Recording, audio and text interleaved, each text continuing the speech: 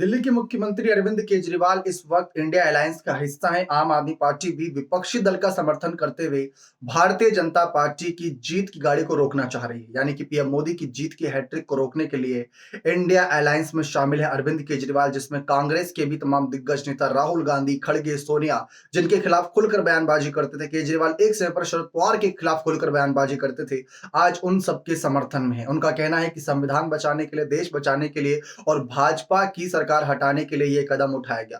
लेकिन अब ये सवाल आता है कि राहुल और केजरीवाल, बहुत ही कम ऐसे मौके होते हैं जब एक दूसरे के साथ किसी एक मंच पर नजर आए।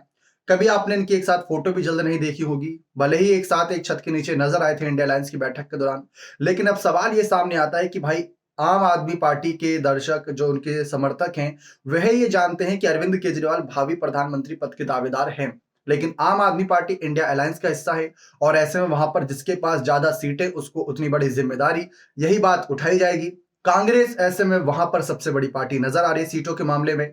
तो ऐसे में अरविंद केजरीवाल के लिए भी ये चुनौती है कि कांग्रेस से किसी एक चेहरे को चुनना था, ये लाजमी सी बात थी। तो उन्होंने मल्लिकार्जुन खड़गे का नाम आगे किया। उन्होंने इसके पीछे का तर्क ये दिया था कि खड़गे एक दलित नेता है और अभी तक देश को पहला दलित प्रधानमंत्री नहीं मिला, तो अब वक्त आ गया है क्यों ना दलित प्रधानमंत्री देश को दिया जाए। ये उनका एक नजरिया था। लेकिन अब सवाल आता है कि कल को अगर इंडिया अलायंस में जो 26 से ज्यादा पार्टियां हैं, उनमें से अधिकतर पार्टियां अगर राहुल गांधी को समर्थन करने लग गई, तो केजरीवाल क्या अपना फैसला बदलेंगे? क्या अरविंद केजरीवाल राहुल गांधी को प्रधानमंत्री बनाने के लिए या उनको प्रधानमंत्री पद का दावेदार बनाने के लिए अपनी रणनीति में बदलाव करेंगे? अगर वह ऐसा करते हैं तो सीधा सीधा ये मान लेंगे कि राहुल गांधी की कांग्रेस और राहुल गांधी उनसे ताकतवर है। मल्लिकार्जुन खड़गे का नाम आगे किया, उसके पीछे का वजह थी कि 50 साल का राजनीतिक एक्सपीरियंस है खड़गे को, दलित चेहरा है और ऐसे में गांधी परिवार से भी नहीं है। और राहुल जो एक चुनौती है केजरीवाल के लिए, अगर उम्र के हिसाब से देखें, क्योंकि अगर आज से 2-3 बार जो लोकसभा चुनाव होगा, यानी कि मान लेते हैं कि 2024 में हो रहा है या 2029 की बात कर ले, या फिर हम बात कर ले 2034 की, जब लोकसभा चुनाव होगा तो अरविंद केजरीवाल एक बड़े चेहरे होंगे और ऐसे में राहुल गांधी उनके लिए मुसीबत बने होंगे। तो वहां पर ये सारे मुद्दे उठाए जाएंगे।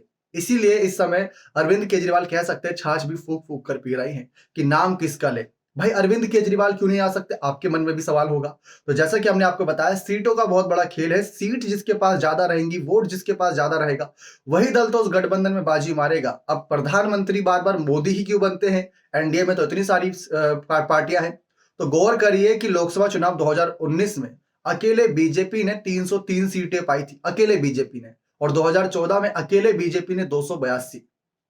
तो ये उसका एक जीता जागता उदाहरण है कि क्यों बीजेपी की तरफ से बार बार पीएम फेस आता है, क्यों बाकी उनके जो एनडीए के तमाम दल है उसमें तो 30-32 से ज्यादा पार्टियां हैं एनडीए में, तो ऐसे में बार बार बीजेपी से ही कैंडिडेट क्यों होता है? सीधी सी साफ वजह है कि जिसके पास जितने सीटें, जितना वोट परसेंटेज, उसके पास उतना अधिकार, उतना बार्गेनिंग वो कर सकता है। ऐसे में कांग्रेस के पास यहाँ ताकत है, इसलिए समाजवादी पार्टी, इसलिए कहीं ना कहीं एनसीपी और कहीं ना कहीं नीतीश की जेडीयू, हर कोई अपना वोट बैंक मजबूत करने के लिए ज्यादा से ज्यादा सीटें चाहेगी। और अरविंद केजरीवाल की आम आदमी पार्टी भी पंजाब में अपने कैंडिडेट को उतारना चाहती है। अब देखते हैं उसमें क्या कुछ विचार विमर्श होता है। बाकी क्या केजरीवाल कभी राहुल को समर्थन करेंगे खुले तौर पर?